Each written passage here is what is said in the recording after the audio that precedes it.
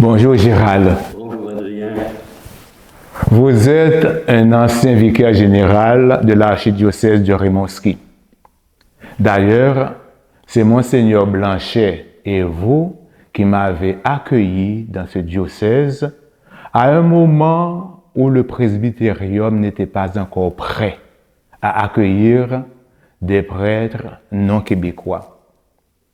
Ma reconnaissance envers vous est immense. Merci beaucoup. Merci beaucoup à vous et merci également à Monseigneur Blanchet.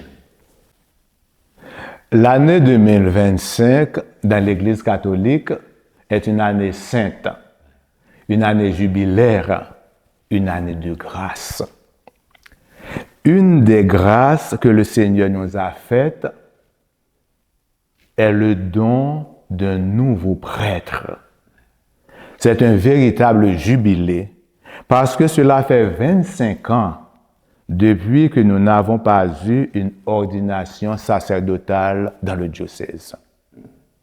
Nous jubilons, nous rendons grâce à Dieu. Dites-nous, Gérald, depuis combien de temps êtes-vous ordonné prêtre? Ça fait 57 ans. 57 ans. Le 2 juin 1968.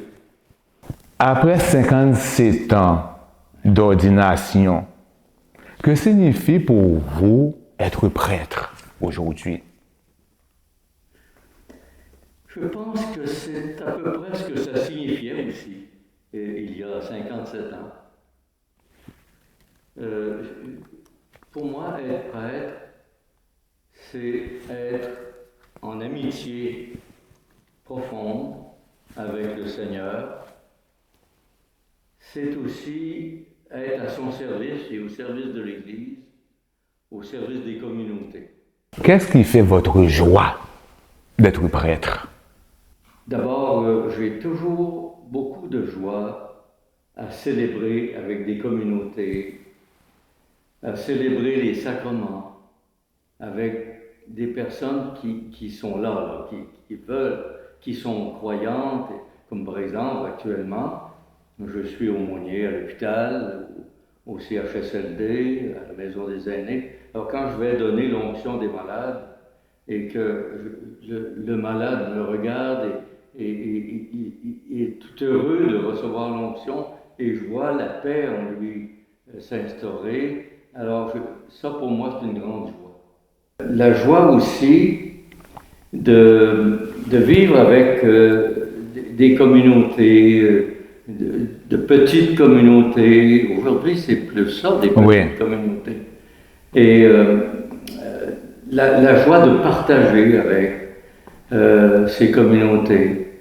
Une autre source de joie pour moi, c'est de faire partie d'une communauté fraternelle de prêtres qu'on appelle Jésus Caritas. Oui.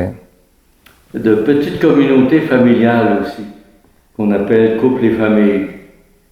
De voir aussi des jeunes pousses, des jeunes qui s'intéressent à la vie de l'Église, qui ont la foi et qui s'engagent. D'après vous, quel est le plus grand défi d'un prêtre aujourd'hui? Je dirais, pour être court dans ma réponse, c'est de garder la foi et l'espérance. Garder la foi et l'espérance. Ouais. Oui, c'est le grand défi. C'est notre grand défi parce qu'on vit dans un monde, malheureusement, en tout cas, notre monde occidental, qui est pas très proche de la foi. Quel signe d'espérance vous aide à avancer dans votre mission de prêtre aujourd'hui? Bon, tu as parlé de la prière et la parole de Dieu. Évidemment, c'est de base. Pour moi, c'est ma première nourriture. Et j'ai toujours trouvé que la célébration des sacrements en communauté est nourrissante pour moi. C'est nourrissant pour moi de préparer une homélie. C'est nourrissant pour moi de célébrer avec une communauté. Donc, dans notre Église, dans notre monde, il y a des sources de désespérance, oui, mais il y a aussi des sources d'espérance.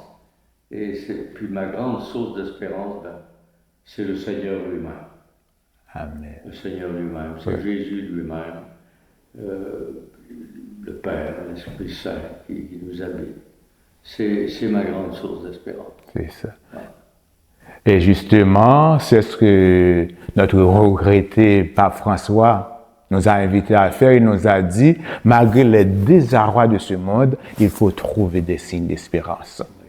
Et dans la lettre, dans la bulle d'indiction de l'année jubilaire, il nous a présenté des signes d'espérance concrets là où on ne s'y attendait pas.